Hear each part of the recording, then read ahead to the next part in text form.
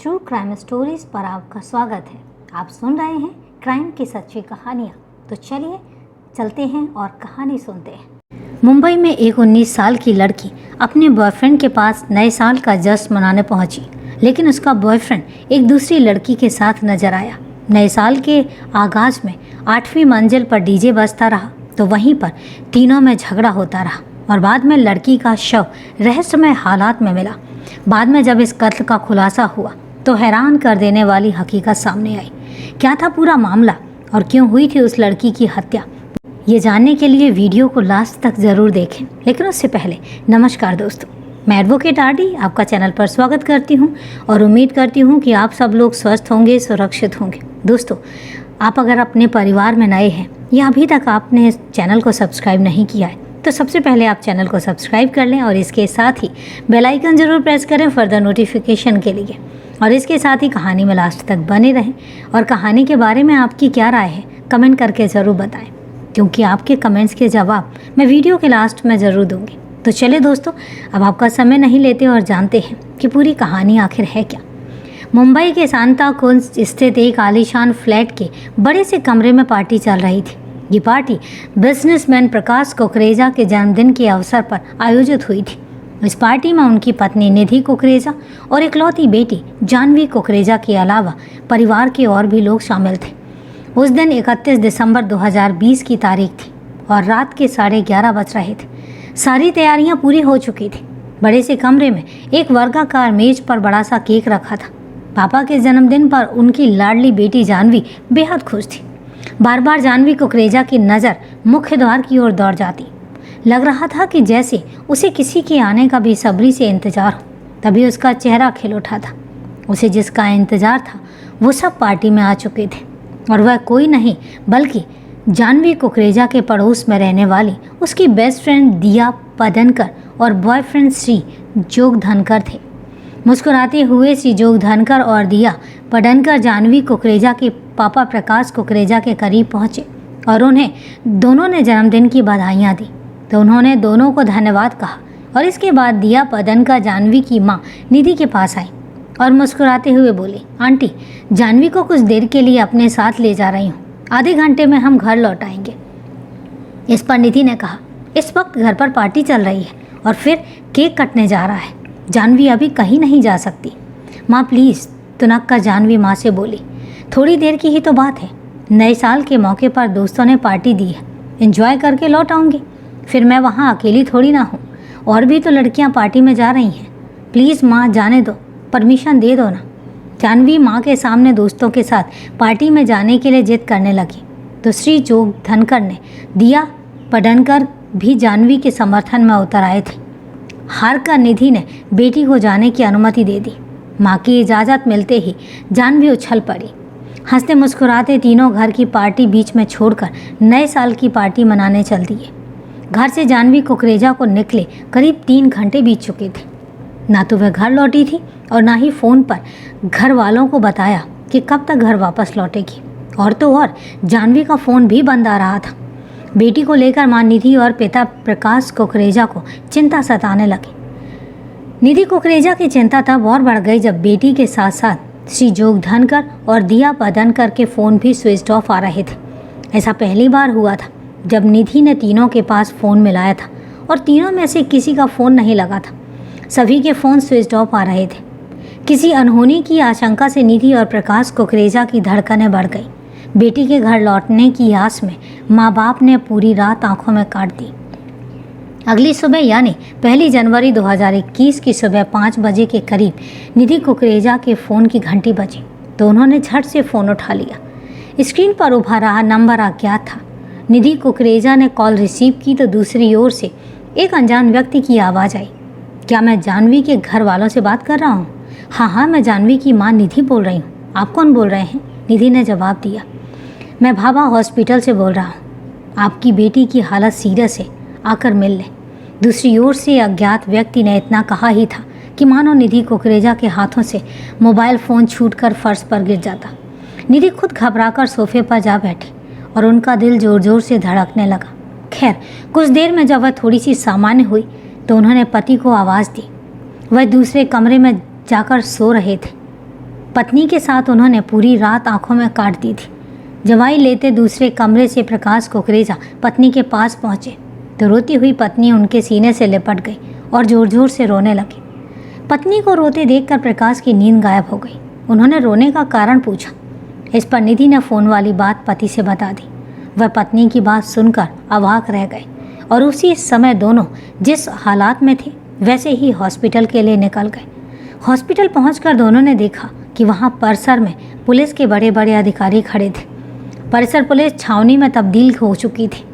इतनी बड़ी तादाद में पुलिस को देखकर पति पत्नी के मन में बेटी को लेकर तरह तरह की आशंकाएं होने लगी। आखिरकार उन्हें जिस बात का डर था वही हो गया था। माँ बाप की लाडली बेटी जानवी इस दुनिया में नहीं रही। बेटी की मौत की खबर सुनते ही मानो उन पर वज्रपात हुआ हो। वो दोनों दहाड़े मार कर रो रहे थे। रोते रोते दोनों बार बार एक ही बात कह रहे थे कि श्री जोग धनकर और दिया पडनकर ने ही मेरी बेटी की हत्या की है। वही दोनों बेटी को पार्टी के बहाने घर से बुलाकर ले गए थे। मौके पर मौजूद खार थाने के इंस्पेक्टर दिलीप उरेकर और जोन 9 के डीसीपी अभिषेक त्रिमुख उन्हें दिलासा दे रहे थे। जांच पड़ताल में पाया गया कि जानवी के सिर में सबसे ज़्यादा चोटें आई थी। देखने से ऐसा लगता था जैसे हत्यारों ने उसका सिर किसी चीज़ से टकरा कर उसे मौत के घाट उतार दिया हो। उसका सिर आगे और पीछे दोनों ओर से फूटा हुआ था। साथ ही उसके घुटनों, हाथ, हथेली, पीठ, कोहनी और दोनों पांवों पर भी खुरचने के निशान मौजूद थे। जख्म बता रहे थे कि जानवी के शरीर पर जुल्म की बेइंतहा कहानी लिखी गई थी। पुलिस जिस वक्त जानवी को घायल अवस्था में लेकर अस्पताल आई थी, ज़्यादा खून बहने से उसकी मौत हो चुकी थी। डॉक्टरों का कहना था कि अगर जानवी को आधा घंटा पहले हॉस्पिटल लाया गया होता तो शायद उसकी जान बचाई जा सकती थी, लेकिन उसे यहाँ लाने में देर हो गई है। फिलहाल हर घड़ी मस्त रहने वाली जानवी कुकरेजा इस दुनिया से रुखसत हो चुकी थी। पुलिस ने लाश पोस्टमार्टम के लिए भेज दी। पोस्टमार्टम रिपोर्ट में सिर के जख्म को मौत की वजह बताया गया था। मृतका जानवी के पिता प्रकाश कुकरेजा को नामजद तहरीर पर पुलिस ने श्री जोग धनकर और दिया पडनकर के खिलाफ 302 और 34 के तहत मुकदमा दर्ज करके दोनों की तेजी से तलाश शुरू कर दी। जानवी कोई छोटी मोटी हैसियत वाले घर की बेटी नहीं थी। वह एक बड़े बिजनेसमैन परिवार की बेटी थी जिनकी मुंबई की राजनीति में ऊंची पहुंच थी। जानवी की मौत हाई प्रोफाइल थी और इसलिए जानवी स्थानीय अखबारों की सुर्खियां बनी हुई थी। आरोपियों को गिरफ्तार करने के लिए खार पुलिस पर दबाव बना हुआ था। 2 जनवरी को पुलिस ने श्री जोग धनकर को साइन हॉस्पिटल और दिया पडनकर को हिंदुजा हॉस्पिटल से गिरफ्तार कर लिया। श्री जोग धनकर के हाथ और चेहरे पर चोटें आई थी तो दिया के चेहरे पर चोटें थी और दोनों इलाज कराने के लिए अस्पताल में भर्ती हुए थे। श्री जोग धनकर और दिया को खार पुलिस गिरफ्तार करके थाने ले आई और जानवी की हत्या के संबंध में उनसे गहन पूछताछ शुरू कर दी। दोनों आरोपी जानवी की हत्या करने से साफ मुकर गए। दोनों आरोपियों ने एक साथ एक सुर में एक ही बात कही कि भगवती हाइट्स बिल्डिंग के 15वें माले पर न्यू ईयर की पार्टी चल रही थी। सभी लोग नशे में चूर थे। जानवी के साथ कब और कैसे हादसा हुआ पता ही नहीं चला। उन्हें कुछ याद ही नहीं है उस रोज़ पार्टी में आखिर हुआ क्या था। पूछताछ के बाद पुलिस ने बांद्रा अदालत में दोनों आरोपियों को पेश करके जेल भेज दिया। श्री जोग धनकर और दिया के बयान के बाद पार्टी की स्थिति स्पष्ट हुई थी कि पार्टी में शामिल सभी नशे में चूर थे। पुलिस ने जब पता लगाया तो जानकारी मिली कि पार्टी बिल्डिंग के दूसरे माले पर रहने वाले यश आहूजा ने नए साल पर आयोजित की थी। पार्टी में कुल 15 लोग शामिल थे जिसमें 5 महिलाएं और 10 पुरुष थे। अधिकांशतः टीनेजर थे। ऑर्गेनाइजर यश आहूजा के माध्यम से पुलिस ने पार्टी में शामिल सभी टीनेजर को घटनास्थल भगवती हाइट्स बुलवाया और सभी के ब्लड सैंपल, यूरिन और बाल के सैंपल लेकर उन्हें जांच के लिए फॉरेंसिक लैब भिजवा दिया ताकि ये पता लगाया जा सके कि घटना वाली रात पार्टी में किसने किस तरह के नशे का सेवन किया था। उसमें से कई प्रतिबंधित ड्रग्स का सेवन तो नहीं किया। उसी के हिसाब से उन पर कानूनी कार्यवाही सुनिश्चित की जा सके। हालांकि नए साल पर पार्टी आयोजित करना मुंबई में पूरी तरीके से मना था। बावजूद इसके नए साल की पार्टी मनाई गई। पुलिस इस बात की जांच करने लगी कि यश आहूजा ने इसके लिए किससे परमिशन ली थी ताकि उसी अनुरूप उस पर कानूनी शिकंजा कसा जा सके। बहरहाल श्री जोगधनकर और दिया पडनकर के गोलमोल जवाब से जाह्नवी की हत्या की गुत्थी रहस्यमय बन गई थी। हत्या के रहस्य से पर्दा उठाने के लिए जाह्नवी के घर वाले सोशल एक्टिविटीज आरिफ भमसा से मिले। आरिफ भमसा मृतका के माँ बाप को लेकर तत्कालीन पुलिस कमिश्नर परमजीत सिंह के पास पहुंचे। कुकरेजा दंपति ने पुलिस कमिश्नर को उनके दफ्तर जाकर एक ज्ञापन सौंपा और न्याय की मांग की। इसके बाद खार पुलिस ने जाह्नवी की हत्या का राज उगलवाने के लिए अदालत में दोनों आरोपियों के रिमांड की मांग की। अदालत ने श्री जोगधनकर और दिया को 7 दिनों के रिमांड पर पुलिस को सौंप दिया। पूछताछ में पहले तो दोनों वही पुराना राग अलापते रहे, लेकिन पुलिस की सख्ती के आगे आखिरकार दोनों आरोपी टूट गए और अपना जुर्म कबूल कर लिया। जाह्नवी कुकरेजा की हत्या उन्हीं दोनों ने मिलकर की थी। आखिर दोनों की ऐसी क्या मजबूरी थी जो जाह्नवी की जान लेना उनकी मजबूरी बन चुकी थी। पुलिस पूछताछ में कहानी कुछ इस तरह से सामने आई। 19 वर्षीय जाह्नवी कुकरेजा मूल रूप से मुंबई के सांताकुंज की रहने वाली थी। प्रकाश कुकरेजा और निधि कुकरेजा के 2 बच्चों में जाह्नवी सबसे बड़ी थी। जाह्नवी से छोटी एक और बेटी थी। होनहार और कर्मठ ही जाह्नवी पढ़ने में अव्वल थी। ह्यूमन साइकोलॉजी की वह छात्रा थी। बेटी की पढ़ाई देखकर माँ बाप उसे ऑस्ट्रेलिया भेजने की तैयारी करने में लगे हुए थे।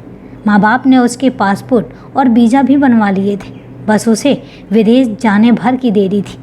जाह्नवी कुकरेजा के पड़ोस में रहने वाले समीर पडनकर की बेटी दिया पडनकर उसकी बेस्ट फ्रेंड थी। दोनों की हम उम्र थी और उनकी पढ़ाई के विषय भी एक जैसे ही थे। दिया पडनकर जाह्नवी के नोट्स बनवाने में दिल खोलकर मदद करती थी। घंटों दोनों साथ बैठकर पढ़ती थी और इस दौरान अपने दिल का हाल भी एक दूसरे से शेयर करती थी। 22 वर्षीय श्री जोगधनकर मुंबई के बडाला के न्यू कैफे परेड स्थित टावर 7A विंग्स का रहने वाला था। अंबादास जोगधनकर का एक लौता बेटा था। अपनी लच्छेदार बातों से वह किसी को भी अपनी ओर आकर्षित कर लेता था। वह बॉक्सिंग का चैंपियन था। श्री जोगधनकर और जाह्नवी कुकरेजा एक ही कॉलेज में पढ़ते थे और इस वजह से 3 साल से दोनों एक दूसरे को जानते थे और दोनों गहरे दोस्त भी थे। यही नहीं, दोनों एक दूसरे के घर भी आते जाते थे और यह बात उनके घर वालों से छिपी नहीं थी। दोनों ही हाई सोसाइटी के रहने वाले थे। उनके माँ बाप रसूखदार थे और इसलिए वे अपने बच्चों पर अंधा विश्वास भी करते थे। उनके बच्चे कोई गलत काम नहीं कर सकते हैं। बच्चों पर अंधे विश्वास के कारण ही उन्हें कहीं भी कभी भी जाने की खुली छूट मिली हुई थी और इसीलिए वो दोनों अपने तरीके से जीते थे। बहरहाल श्री जोगधनकर और जाह्नवी कुकरेजा दोस्त से कब एक दूसरे को दिल दे बैठे, उन्हें पता ही नहीं चला। उन्हें अपने प्यार का एहसास तो तब हुआ जब दोनों एक दूसरे से अलग होते और मिलने के लिए बेताब हो जाते। जब तक वो मिले नहीं थे तो एक दूसरे से फ़ोन पर बातें नहीं कर लेते थे, तब तक वो बेचैन रहते थे। जाह्नवी के घर वाले बेटी के प्यार वाली बात नहीं जानते थे। वो बस इतना ही जानते थे कि दोनों गहरे दोस्त हैं और इसके अलावा उनके बीच में ऐसा कोई भी रिश्ता नहीं है। जाह्नवी के पड़ोस में दिया पडनकर रहती थी। दिया अक्सर जाह्नवी से मिलने और उसे नोट्स बनाने के लिए शाम के समय उसके घर आ जाया करती थी। यह इत्तेफाक ही होता था कि जब दिया जाह्नवी से मिलने उसके घर आती, उसी समय श्री जोगधनकर भी जाह्नवी से मिलने वहाँ आ जाया करता था। फिर तीनों मिलकर घंटों बातें करते थे। इस बीच कनखियों से श्री जोगधनकर दिया को देखा करता था। दूध जैसी रंगत वाली गोरी चिट्टी दिया थी तो बेहद खूबसूरत, उतनी ही प्यारी भी थी और कोई भी उसकी ओर सहज ही आकर्षित हो जाता। दिया पर वह फिदा हो गया था। दिया के मन के किसी कोने में श्री के लिए भी जगह बन गई थी और वह उसे भी चाहने लगी थी। धीरे धीरे श्री जोगधनकर और दिया जाह्नवी से छिपकर मिलने लगे। दोनों ने अपने प्यार का इजहार एक दूसरे से कर भी दिया। जान से प्यारी सहेली दिया उसके प्यार को उससे छीन लेगी, ये बात जाह्नवी ने सपने में भी नहीं सोची होगी। अब यहाँ मामला त्रिकोण प्रेम का बन गया था। श्री जोगधनकर को जाह्नवी टूटकर चाहती थी, जबकि वह दिया को चाहने लगा था। दिया जब से श्री जोगधनकर की ज़िंदगी में आई थी, वह जाह्नवी से कटा कटा रहने लगा था। यह बात जाह्नवी ने महसूस भी की थी, लेकिन वह यह नहीं समझ पा रही थी कि आखिर उसने ऐसा क्या किया है जो उसका प्यार उससे कटा कटा सा रहने लगा है। मिलने पर उसमें पहले जैसी फीलिंग्स नहीं आ रही थी। ये सोच सोच कर जाह्नवी परेशान रहती थी। जल्दी उसे यह पता चल गया कि श्री जोगधनकर और उसकी बेस्ट फ्रेंड सहेली दिया के बीच में कुछ चल रहा है। वह हरगिज यह बर्दाश्त करने के लिए तैयार नहीं थी कि कोई और उसका प्यार उससे छीने।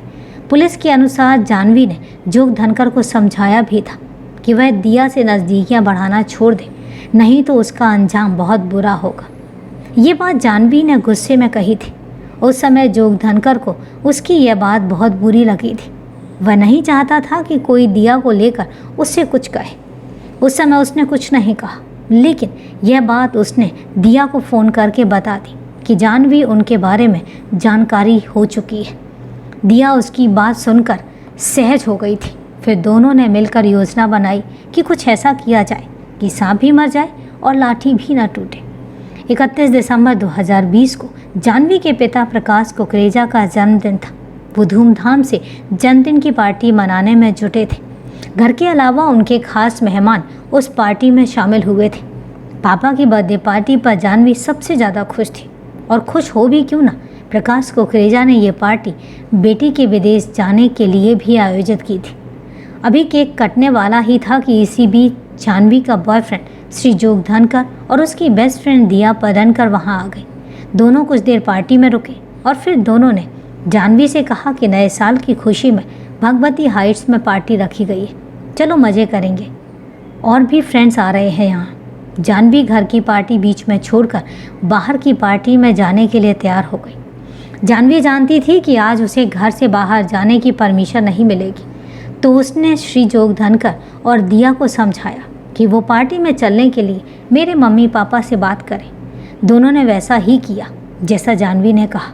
जानवी की माँ ने उसे पार्टी में जाने की इजाज़त दे दी और तीनों बहुत खुश हुए और पार्टी एंजॉय करने मस्तानी चौल में भगवती हाइट्स की ओर चल दिए।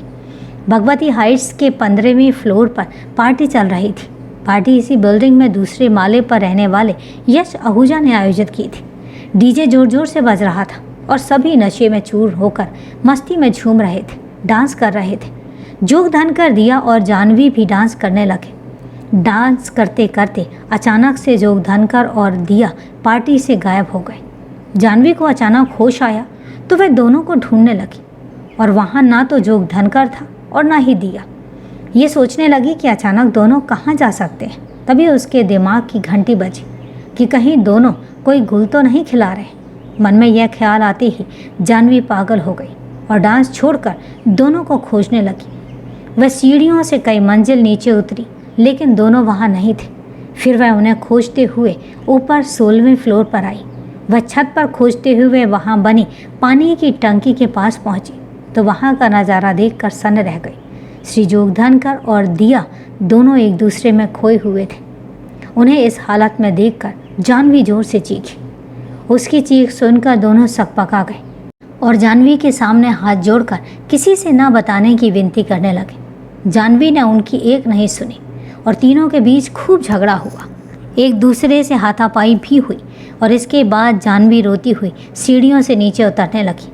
उधर पार्टी में म्यूज़िक जोर से बजने के कारण उनके झगड़े की आवाज़ किसी को सुनाई नहीं दी।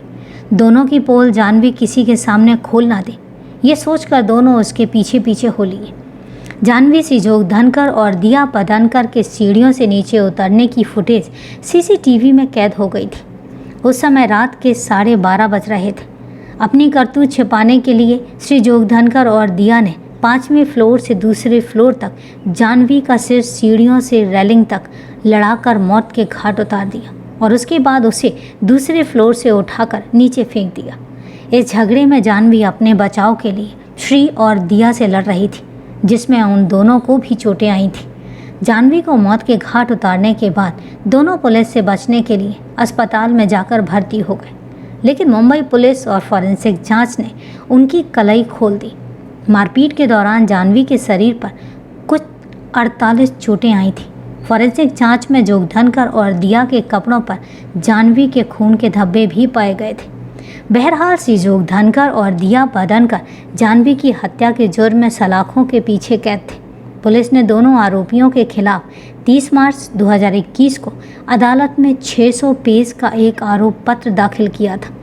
इस बीच श्री जोग धनकर और दिया के वकीलों ने दोनों की जमानत के लिए बांद्रा अदालत में याचिका दायर की थी, लेकिन जानवी के तेज तर्रार वकील त्रिमुखे ने उनकी याचिका खारिज करा दी।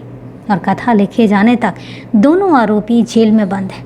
तो दोस्तों, ये है एक दिल दहला देने वाली कहानी को लास्ट तक सुनने के लिए आपका तहे दिल से धन्यवाद।